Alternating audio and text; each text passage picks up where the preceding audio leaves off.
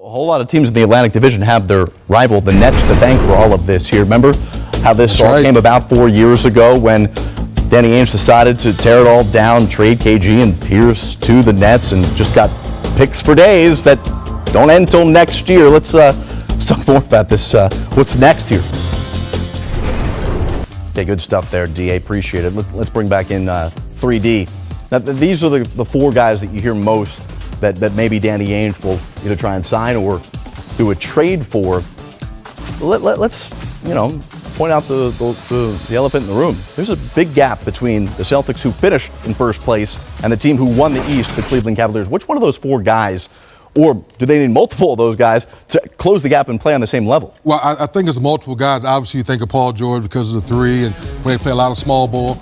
You ask yourself the relationship with Coach Stevens and Gordon Hayward, how good is that? But at the end of the day, to your question, Jared, you need two guys because Cleveland's deep. What if Washington makes the right move? We know Washington's in the mix with John Wall the way he and Bradley Beal played. My question with Blake Griffin, is your body going to hold up? Because you go deep in the playoffs, your body has to be prepared for that. That's my only question with Blake. So do you think that the third pick is one to stay and one that makes an impact right away? Jackson, Fox, whoever it may be, Tatum?